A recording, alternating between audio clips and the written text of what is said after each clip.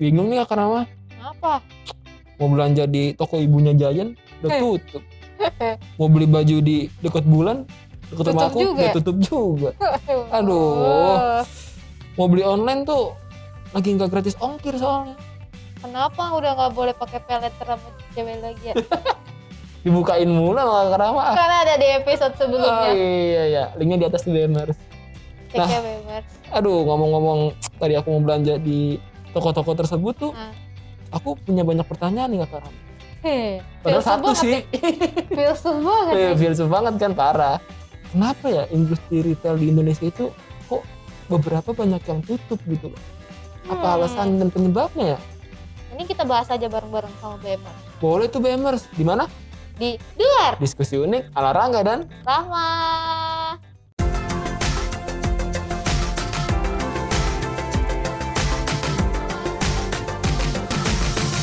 Nah, dari kedua toko tadi tuh yang aku pengen belanja tapi udah pada tutup, sebenarnya itu masuknya industri retail kan ya Kak Rama? Iyalah kan dia menjual barang retail. Sebenarnya sih retail bukan kayak gitu ya maksudnya. Nah, itu retail pengertian tuh retail kayak sebenarnya itu dari bahasa Inggris. tuh. Terus jadi retail itu sebenarnya bukan ujung ya. Kayak tempat terakhir distribusi barang. Oh, itu artinya itu kalau misalnya dalam bahasa Inggris iya, gitu ya. Jadi misalnya aku baru tahu tuh. Iya, misalnya nih kayak biskuit ya kan diproduksi. Terus abis itu masuk ke ranah retail itu udah terakhir didistribusi gitu. Oke. Jadi udah masuk ke minimarket, ke toko-toko lah masuk ya. ke toko, itu udah terakhir karena konsumen bisa langsung menjangkau itu. Bisa langsung beli lah ya. Iya, gitu. Oh, itu maksudnya industri retail tuh itu. Iya. Aku tuh retail kayak cuman ya udah toko-toko semuanya tuh retail, tapi belum tentu juga kalau dia disebut retail. Ya kan soalnya ada yang grosir. Nah, itu bener. Kalau retail kan udah ya udah. Iya, jual barang jadi terus tanpa ada embel-embel dulu. Iya. Tanpa ada perantara. Iya. Tuh. Ya kan bisa jadi nih misalnya gue ke Tanah Abang. Gue belakang kita Tanah Abang. Gue misalnya ke Tanah Abang, terus gue beli grosiran. Nah, gue pikir lagi, gue beli grosiran buat diri gue sendiri buat apa? Ya pasti gue jual. Oh iya benar. Dan akhirnya gue jadi retail itu ya. Iya, gue jadi reseller barang-barang retail ke orang yang langsung beli. Iya benar. Oke. Jadi intinya kayak barang yang bisa dijangkau langsung oleh konsumen. Gitu. Jadi kayak the last step-nya gitu loh dalam penyaluran atau distribusi barang gitu. Oke, nah itu memang pengertian retail. Sebenarnya sih aku yang nggak tahu retail itu apa. Pengertian luasnya gitu. Kan tahu retail cuman ya udah toko gitu. Toko retail, barang retail. Nah, itu taunya. Nah, terus kira-kira kalau di Indonesia sendiri sebenarnya industri retail itu baru atau udah lama ya sekarang? Ya udah lama. Salah satunya nih kayak Tanah Abang itu kan juga pusat retail. Oke. Tapi sebenarnya yang pusat retail alias kayak toko serba ada pertama kali di Indonesia itu Sarinah Tamrin atau Toserba Sarinah. Oh, yang sekarang lagi katanya direnovasi ya, mau dihidupkan kembali gitu maksudnya. Sebenarnya udah hidup cuma jadi gini loh, kalau dari pertama kali kan yang diriin itu presiden pertama kita, Soekarno. Itu di tahun 1963, lebih tepatnya tanggal 23 April 1963 nih BMers. Jadi pada saat itu Bung Karno dan pemerintahannya itu mereka tuh pengen banget punya pusat retail alias kayak toko serba ada yang bisa kayak menstabilisasi harga produk-produk dalam negeri gitu. Oke, stabilisator ya.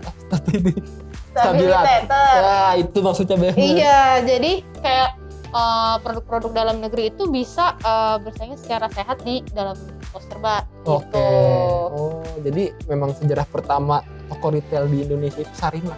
Sarinah, bener banget. Nah, terus kan abis itu dia pas zaman Orde Baru ya, pas presidennya Bapak Soeharto, kemudian mulai masuk kan kayak produk-produk dari luar gitu. Akhirnya Sarinah ini berkembang lah gitu, gak hanya dari produk dalam negeri. Nah, tapi sekarang kan yang kayak tadi lo bilang lagi direnovasi. Karena setahu gue juga nih mau difungsikan kembali seperti awal pembentukan Sarinah itu. Oh, jadi mungkin nantinya di sana memang produk-produk UMKM dari Indonesia itu banyak di situ ya Kak Rama ya? Iya benar.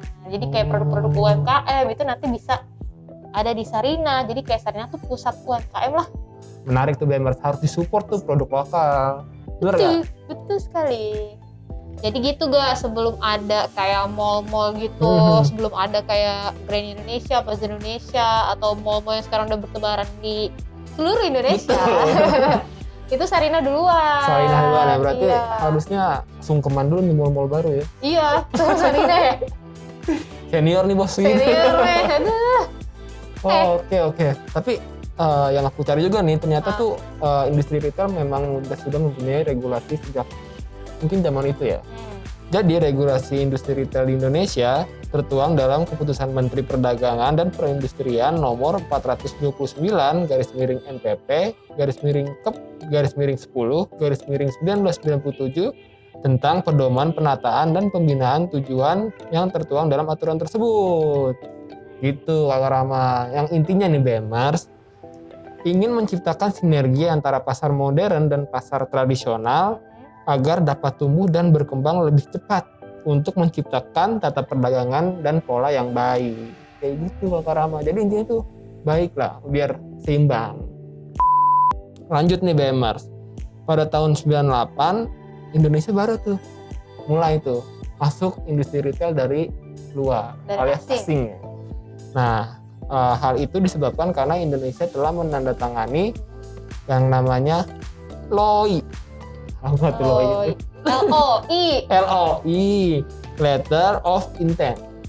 Nah, pemerintah Indonesia menandatangani Letter of Intent itu dengan IMF, yaitu International Monetary Fund.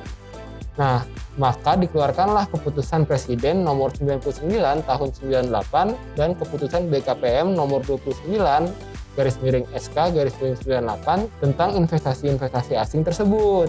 Termasuk sektor retail. Kayak gitu. Mungkin kalian kalau misalnya terlalu panjang penjelasannya mungkin bisa di-search di Google atau tadi tuh udah ada tulisannya ya. Tolonglah Dan.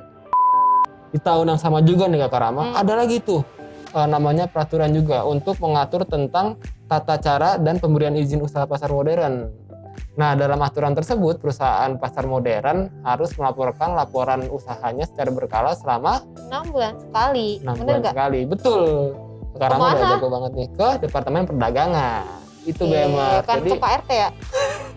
Kayak stiker di WhatsApp tuh. Lanjut. Nah, kemudian nih di tahun 2007 pemerintah juga mengeluarkan Perpres yang isinya tentang penataan dan pembinaan pasar tradisional, pusat perbelanjaan, dan toko modern. Salah satunya adalah setiap toko modern harus memperhitungkan kondisi sosial ekonomi masyarakat sekitarnya, serta jarak antara toko modern dan tradisional itu harus diperhitungkan juga tuh Kakak Rahma. Jadi gimana ya? Biar seimbang Biar ya. seimbang. Jadi kayak yang modern itu tidak mematikan yang tradisional. Betul. Jadi persaingannya tetap sehat ya BEMers. Nah, itu ada di aturannya pas di tahun 2007. Nggak usah lewat Perpres itu tadi yang lo sebutin. Kalau yang dan dikasih nih di depan nih. Iya, BEMers. itu. Tapi balik lagi nih Kak Rahmat. Apa tuh? Ke pertanyaan aku awal nih. Kenapa? Kenapa industri retail di Indonesia kok mudah banget tutup? Ada alasannya nggak ya? Ya kalau sekarang mah jangan ditanya gak, orang lagi pandemi. Oh iya, udah pasti itu ya. Udah pasti banget lu, pertanyaannya itu sangat konkret lo jawabannya. Dan mendasar sebenarnya. Tapi sebenarnya ada alasan lain sih BEMers. Kenapa toko retail tuh sebenarnya rentan tutup rentan gitu? tutup. Bukan berarti punya toko retail rentan rugi ya. Maksudnya rentan yang rugi banyak itu enggak juga sih.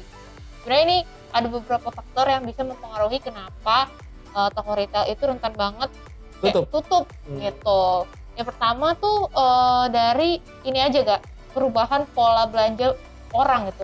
Oke, pola belanja masyarakatnya ya.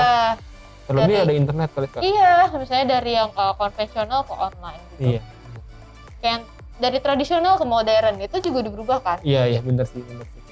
Iya, jadi kayak pola belanja masyarakat itu emang berpengaruh sih BEMers. Nah, makanya kayaknya perlu sih menyesuaikan dengan pola belanja masyarakat ya nggak sih? Iya benar. Jadi harus mungkin ikuti perkembangan zaman gitu ya industri retail tersebut.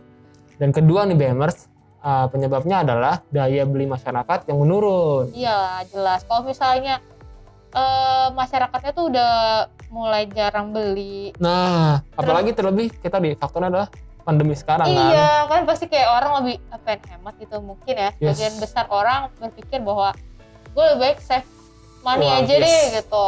Ngirit-ngirit deh. Itu juga ngaruh sih ke kayak industri retail tersebut Iya. ya. Apalagi kan pas pandemi gini ya tanpa kita harus pungkiri ya bahwa banyak yang di PHK, iya, benar, gaji benar, dipotong, otomatis kan pasti daya beli masyarakat juga menurun karena hal itu. Itu sih BEMERS yang menyebabkan kenapa sih industri retail itu bisa tutup lah. Siapa tahu besok bisa buka lagi, kita nggak tahu. Iya. Karena kan tutup. Iya ya. Iya dong.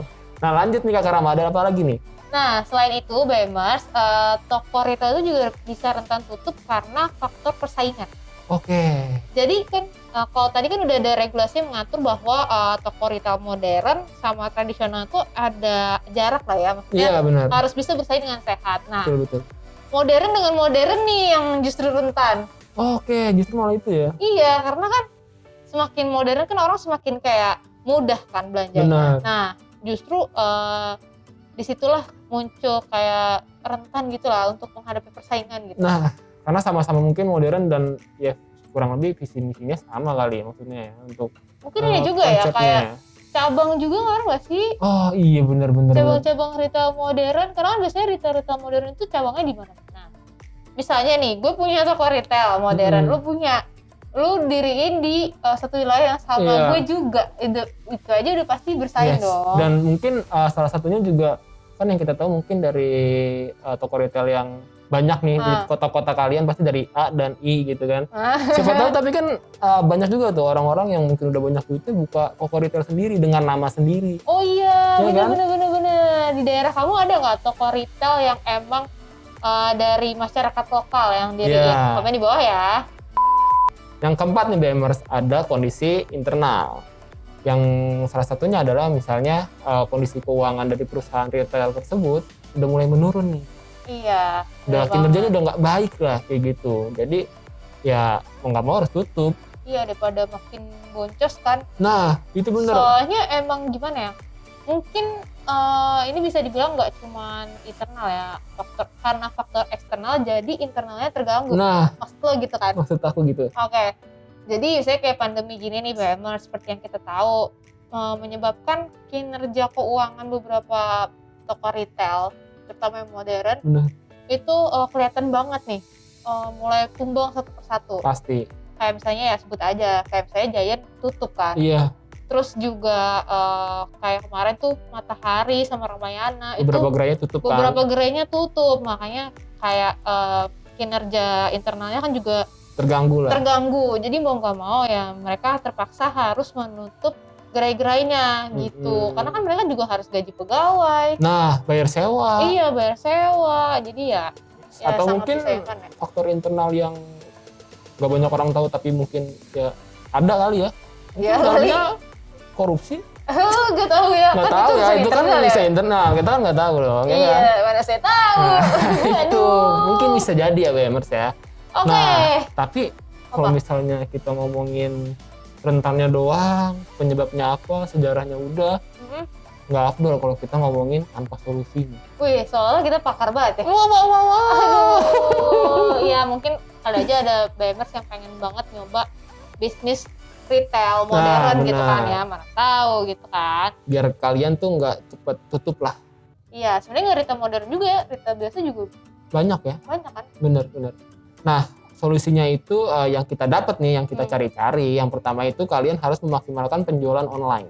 Iya dong, apalagi zaman sekarang ya. Kayaknya kalau gue punya toko online kayak ketinggalan banget sih lu gitu ya, iya nggak sih? Maksudnya secara tidak langsung kayak gitu. Apalagi kalau kita yang jualan tuh ada milenial atau generasi Z yang mana emang udah melek banget sama teknologi. Betul. Jadi kayak aneh banget kalau misalnya kita jualan itu masih konvensional doang ngandelinnya. Otomatis di toko kita harus gitu ya. Iya, kita harus ngandelin teknologi yang emang sedang berkembang. Benar. Gitu. Jadi manfaatkanlah itu jejaring media sosial, internet. Udah sekarang tuh udah apalagi lagi PPKM gini kan. Iya. Harus sih main online tuh penting. Betul. Lanjut Kak Rama, ada apa lagi? Terus juga kalian perlu kayak fokus gitu deh sama apa yang dijual. Oh gitu. Iya, misalnya kayak apa ya? Lo tau S Hardware kan? Wah, tahu. Itu kan salah satu toko retail besar juga ya Benar. di Indonesia. Dan dia emang fokusnya jualan peralatan kayak rumah tangga gitu. Yes. Ya kan, kayak mulai dari Sapu, pelon. Iya, sapu pelon sampai kayak ada lampu apa ya. Gantungan kecil-kecil tuh dia ada. Jadi emang kayak fokusnya di sana. Jadi ya, orang tuh udah tahu, oh kalau gue mau beli kebutuhan rumah tangga, ke situ aja. dia ke situ. Gitu ya, gitu. Atau mungkin makanya misalnya mau jual pakaian ya udah di situ aja gitu kan misalnya. Atau mungkin dengan kalian biar bisa bersaing harganya harga miring. Waduh, padahal harganya mah sama cuman dimiringin aja. Tahu nggak Den? Tahu nggak? Lanjut aja yuk Mas. Nah yang ketiga, membuat promosi. Betul, jadi bukan harganya yang dimiringin ya, tapi emang harganya diskon. Harganya diskon. Diskon itu kan masuk ke promosi juga nih BMR. Jadi emang kalian harus pintar-pintar membuat promosi supaya emang bisa bersaing dengan sehat. Dan jadi daya tarik untuk orang beli gitu. Gitu. Dan jangan buat promosi kayak gini. Kayak beli sendal kiri dapat gratis kanan. Pokoknya kalau kalian mau di industri retail itu promosi juga penting. Apalagi kalau mungkin kalian buka baru harus nge-branding dulu ya mungkin bikin promo-promo yang menarik lah. Beli satu gratis satu. Iya, harga teman. Iya. Kapan cuan ya? Boncos. Aduh, kalian pernah nggak jangan ada yang bilang harga teman? Aduh, komen deh BMers. Harga teman tuh baik gak sih sebenarnya? Aduh, panjang tuh kalau diceritain dah. Jadi curhat kita. Mending kita langsung ini aja. Oh, mungkin kalau yang mau curhat soal harga teman bisa nulis di bisnismuda.id aja. Oh, cakep tuh buat dibahas-bahas ya. Iya, biar bisa sharing juga ke orang-orang. Betul. Nah, Mas, kayaknya episode kali ini cukup sekian nih. Dan buat kalian yang senang banget nulis, tulis tuh di websitenya Bisnis Muda. Iya. Di apa, Rama? Yang tadi udah gue sebutin di bisnismuda.id. Oh iya ya. Sama jangan lupa juga follow Instagram kita di @business.muda.id, sama dengerin juga podcast kita. Terus follow juga ya podcastnya di Spotify, yaitu di podcast Bisnis Muda. Tuh. Dan jangan lupa subscribe channel ini dan nyalakan tombol notifikasinya. Iya, sama share juga ya ke keluarga kalian, ke grup alumni, grup apalagi deh terserah RT RW boleh. Biar bapak-bapak, ibu-ibu pada nontonin kita. Gak apa-apa banget guys. Selama ada manfaatnya, sebarkan. Betul, yaudah agak pamit lah. Oke, mau belanja lah di toko yang deket apa lagi ya? Planet Mars kali ya. Tadi kan bulan udah tutup kan. Dadah.